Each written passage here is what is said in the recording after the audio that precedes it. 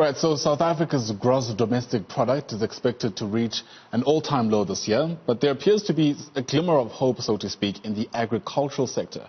The industry accounts for just over 2% of the country's GDP, but thanks to a good rainy season, the sector will grow by 10 to 15%. 15.5 million tons of maize will be harvested this year in the second highest maize crop season since 2017, when 17 million tons were harvested. Now, this is some good news for food security and means strong exports. Citrus exports are also on course for another record-breaking year. But what does this all mean for your pocket and mine? Well, let's bring in Agbiz CEO, that's Dr. John Purchase, who joins us now via a video link from the capital. Doc, thanks very much for your time and welcome to the AM Report. We'll get to the substantive issues of what this means economically, at least for over-indebted South Africans. But my understanding is that the agricultural sector typically is counter-cyclical. So in the midst of economic devastation, things don't necessarily turn out that way for the sector. But COVID changes everything. Should we be surprised that it hasn't necessarily been able to change this trend? Yes, I think firstly, we really are blessed with very good seasons, both in the summer rainfall area and in the winter rainfall area.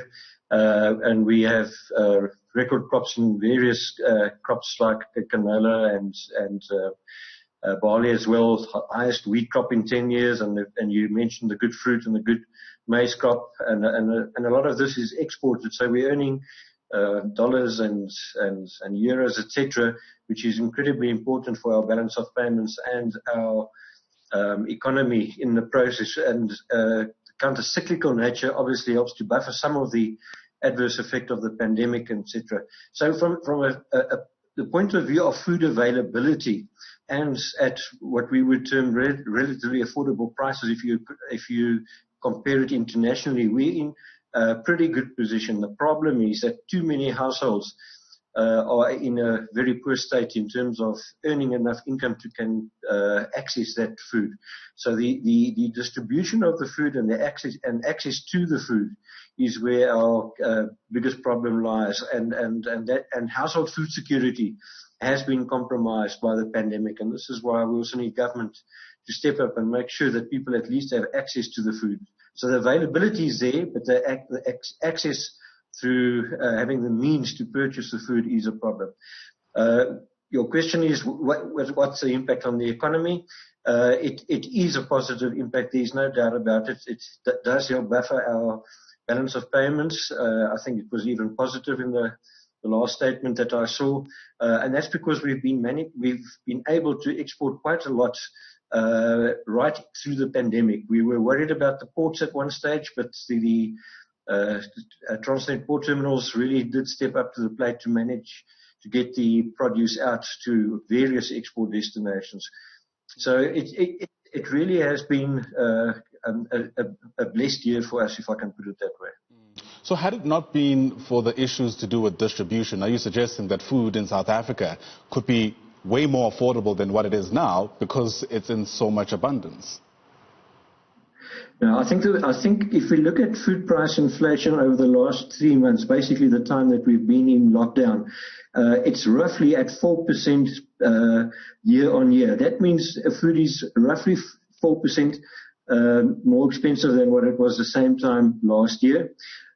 So that's very much in line with the inflation targeting figures of 4 to 6% from the South African Reserve Bank, and in line with general inflation that we have in South Africa on an annual basis. So food is generally not more expensive. There is some food that's a bit cheaper, where there is a real excess of food oversupply, but there are some areas that there is a bit less than what they would be, and there are supply and demand factors, and food in certain areas might be a little bit more expensive.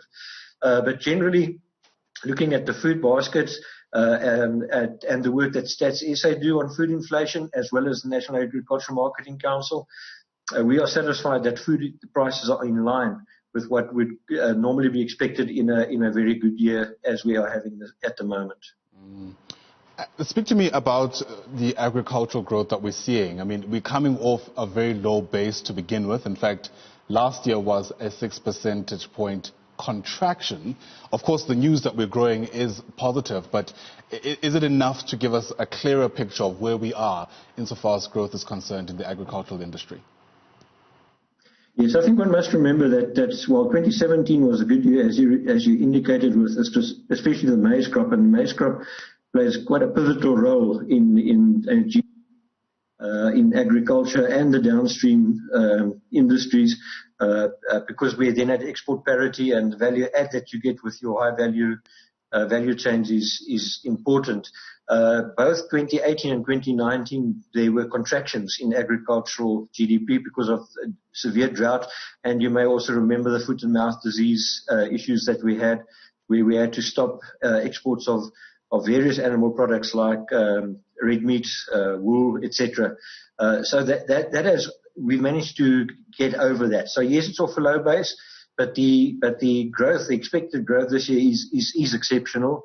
And what we also are quite happy about is that the prospects for the next season, both in the winter rainfall area, where they've had fantastic rains now this winter, and practically all the dams are full there, so they're going into a new season, very wet and with sufficient irrigation water, but also in the summer rainfall areas, there is still quite a bit of what we call residual soil moisture from the previous season, as well as they forecasting a La Nina in the Pacific Ocean, which usually means above average rainfall in the summer rainfall area. So all the portents and all the indications are that we also in for another good season, both in the West and the Western Cape and in the Highveld areas, if I can put it that way.